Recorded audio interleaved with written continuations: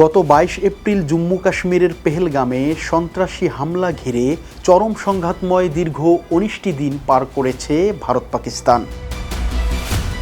দুই দেশের সম্পর্ক এতটাই তলানিতে নেমে গেছে যে পরিস্থিতি অনেকটা ঠান্ডা হয়ে গেলেও চাপা উত্তেজনা বিরাজমান এখনও। ভবিষ্যতে এমন যুদ্ধ পরিস্থিতি উপস্থিত হওয়ার আশঙ্কায় একদিকে ভারত যেমন নতুন করে ভাবতে শুরু করেছে নিজেদের প্রতিরক্ষা ব্যবস্থা নিয়ে, অন্যদিকে পাকিস্তানও উঠে পড়ে লেগেছে নিজেদের সামরিক শক্তি আরও সমৃদ্ধ করতে, যার প্রমাণ সদ্য ঘোষিত নতুন অর্থবছরের বাজেট। মঙ্গলবার 10 জুন ঘোষিত 2025-26 অর্থবছরের বাজেটে প্রতিরক্ষা খাতে বরাদ্দ এক লাফে 17% বৃদ্ধি করেছে পাকিস্তান।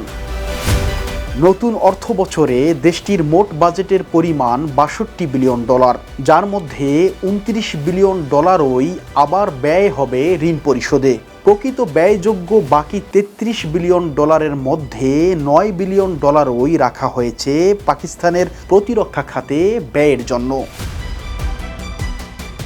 বিশ্লেষকরা বলছেন, মূলত ভারতের সঙ্গে 19 দিনের ভয়াবহ সংঘাত থেকে পাওয়া শিক্ষাই পাকিস্তানকে প্রতিরক্ষা খাতকে এমন গুরুত্ব দিতে বাধ্য করল। ওই ঘটনায় পাকিস্তানে 51 ও ভারতে অন্তত 16 জন নিহত হন। সরকারি সূত্রে জানা গেছে, চীনের তৈরি HQ-19 ক্ষেপণাস্ত্র সহ বেশ কিছু অস্ত্র কিনবে পাকিস্তান, যা মাঝারি পাল্লার ব্যালিস্টিক ক্ষেপণাস্ত্র প্রতিরোধে ব্যবহৃত হয়।